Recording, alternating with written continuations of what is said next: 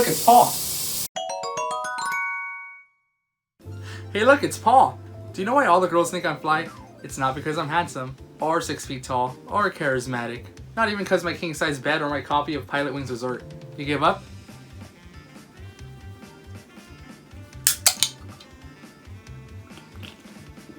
It's because I drink Red Bull. That's right, not only does Red Bull give you wings, but it also helps out with the ladies. Not into women? We've got you covered. The new LGBTQ plus U equals fun in your buns rainbow edition flavors are now available. Each one attracting a different mate from a different gender, non-gender, multiple genders / others, depending on the color of drink you choose, of course. Just make sure you read the label before drinking. You wouldn't want to end up in bed with someone who doesn't tickle your pickle, if you catch my drift. Phew. Man, shameless promoting really takes it out of you. That and drinking Red Bull, which I think honestly has about 64 spoonfuls of sugar. Speaking of 64, Pilot Wings 64, the game I will not be discussing today. Yeah, sadly I don't own a copy of the game, so I can't give my opinion on it.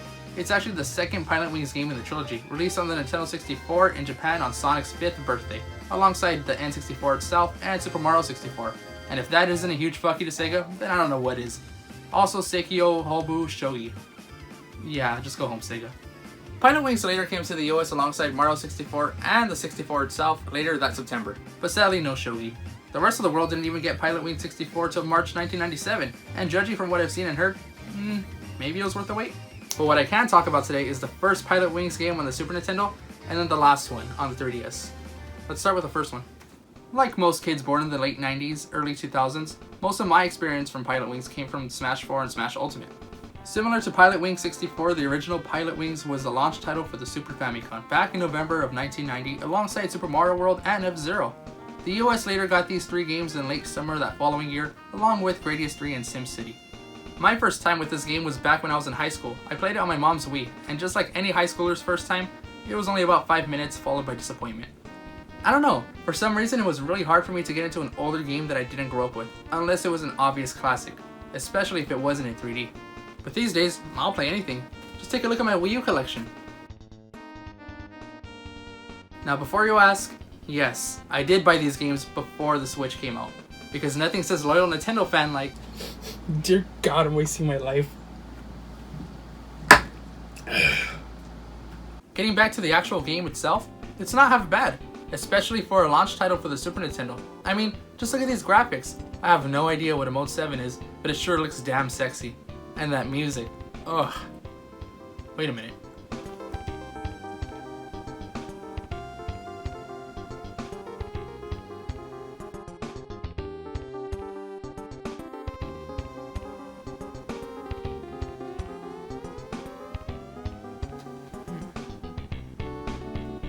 You fool, you missed out on one of the greatest games of your generation.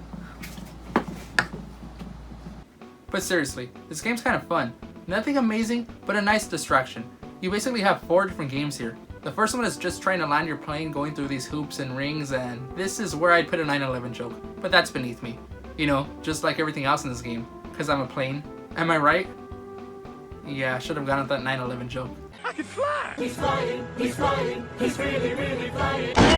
The next game is this jetpack game. It's alright, but again, you're just flying through hoops and rings trying to land on the big target. It's fun, but not as fun as playing as, say, Diddy Kong in DK64.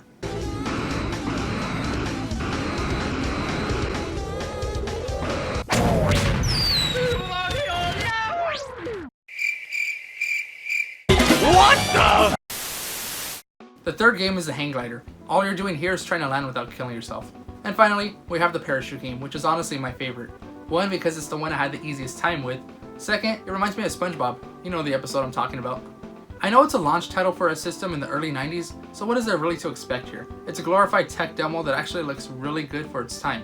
And on all honesty, if I was in my early 20s and had just bought a Super Nintendo, I would have definitely picked this up over SimCity. Maybe Gradius 3 too. Maybe. But would I have played it as long as F-Zero or especially Super Mario World? Well, why don't you ask Wii Sports, Nintendo Land, and 1-2 Switch how I feel about them. Actually, on second thought, I take Nintendo Land back. I still really love that game.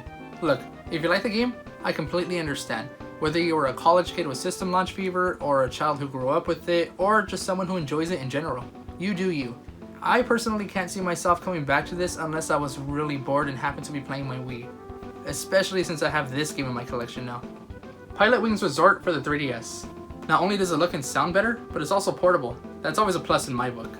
Now, maybe it's just because I only paid $12 for a new copy of this game, but I really enjoyed it.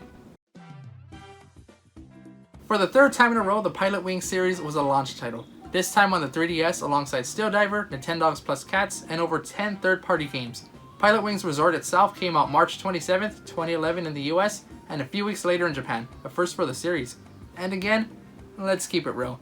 None of these games had me wanting to buy a 3DS back in high school. I was too busy waiting for my favorite remake and my biggest disappointment.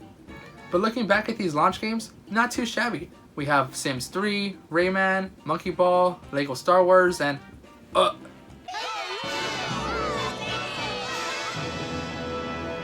yeah, I take it back. I should have bought this thing at lunch. It's just too bad I was a sophomore in high school without a job or birthday coming up. But hey, it's a good thing I waited, because later that year, the 3DS went down from about $250 to $170. Now that may not seem like a big deal today, considering you could find these things for like 15 bucks at a yard sale, but back then, that meant everything to me. Now I'm not going to go too much into my history with the system, I'll save that for another video, but spoiler alert, you won't be hearing much about Pilot Wings Resort. Anyways, getting back to Pilot Wings Resort, it's not that much different from the Super Nintendo title. It adds free exploration of the island, but takes away parachute dropping. What we have here is baby's first 3DS game. The game holds your hand, forcing you to take the tutorials, and then gradually moves you towards the harder stages. And honestly, thank God. The game's a lot more easier this time around. There's a bit of a learning curve, but with a little practice, I feel like it's a lot more fun than the Super Nintendo version. Now maybe it's because the game takes place on Woohoo Island, or maybe it's because the Miis are in this game, but for some reason it feels more inviting to me. There was something about the old game that had this generic non-Nintendo vibe, but this new game feels more friendly, if that makes any sense. Yeah, it's probably not going to make anybody's top 10 3DS games anytime soon, but for a launch title for the 3DS, it's really fun. Maybe I'm a little bit biased due to paying only $12 for this game, but I wouldn't mind coming back to this one. Again, this is by no means in my top 20 3DS games, but it's still a good game. I actually bought this January 31st, 2017, and just started playing it July this year. It's a fun little $15 game. Now paying $40 for this at launch is just flat out robbery. Then again, ugh. Okay, so that was Pilot Wings and Pilot Wings Resort. Can I recommend these two games?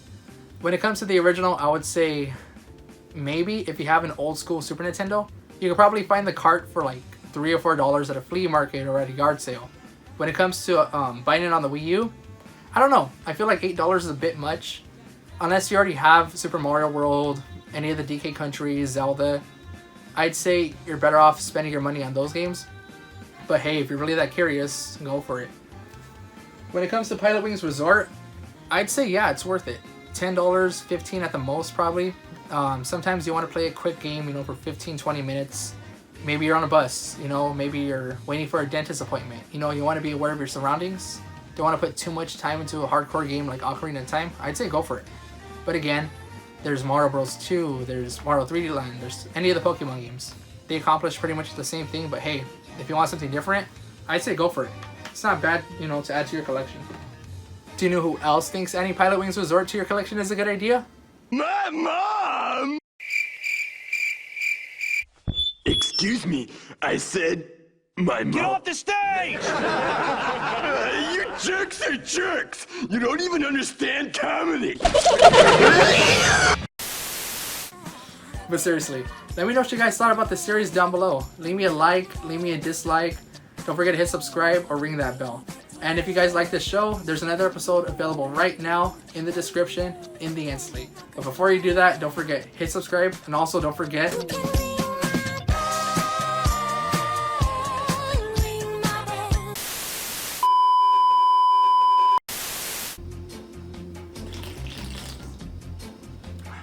There's actual Red Bull in here.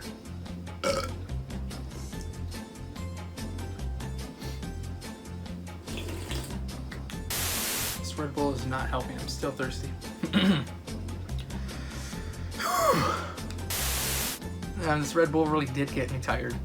Maybe it's just because my dog's interrupted, the neighbor's dog's interrupted, and plus I keep slurring my words. I'm really thirsty and I didn't bring a bottle of water to my own room. Ugh. Don't drink Red Bull unless you're going to be active and not sitting down on a chair in front of a TV. I can't even talk. Don't drink Red Bull unless you're going to be like, you're actually going to need it.